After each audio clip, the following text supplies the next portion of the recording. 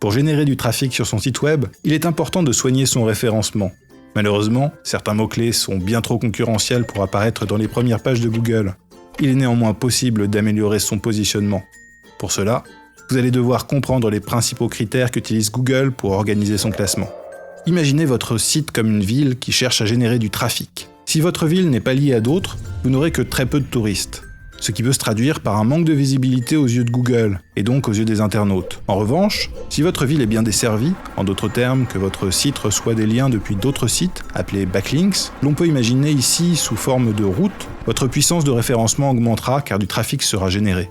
Mais tous les backlinks ne se valent pas, et il ne suffit pas d'avoir un maximum de liens pour avoir un bon référencement. L'algorithme de Google va étudier la qualité de chaque backlink selon plusieurs critères. Par exemple, est-ce que le site porte sur la même thématique? Est-ce dans la même langue? Ce site est-il populaire? Si vos backlinks entrants et sortants sont peu pertinents, Google vous pénalisera. Par exemple, cela peut influer sur l'indice de confiance, le Trust Rank, qui est attribué à chaque site. Un site très influent dans votre domaine aura un Trust Rank élevé.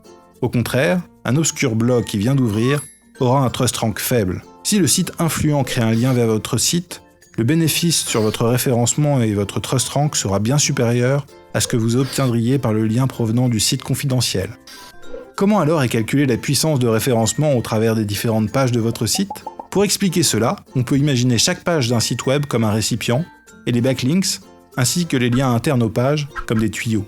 Dans ces tuyaux coule ce que l'on appelle du jus de lien. Plus une page est remplie de jus de lien, plus le référencement est efficace.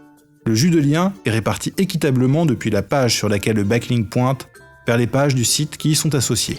En d'autres termes, imaginons qu'un backlink pointe vers votre page d'accueil et y déverse 8 litres de jus de lien. Si votre page d'accueil est liée à 4 de vos pages, chacune d'elles recevra 2 litres de jus de lien. Mais si votre page d'accueil est liée à 8 pages, chacune recevra seulement 1 litre. C'est la dilution du jus de lien. Dès lors, plus le jus de lien est dilué, moins les pages profitent de ces effets de référencement. C'est la raison pour laquelle il est important que des backlinks ne pointent pas uniquement sur votre page d'accueil, mais aussi sur les autres pages de votre site. Cela permet de mieux répartir le jus de lien entre toutes les pages de votre site et que la totalité de votre site soit bien référencée.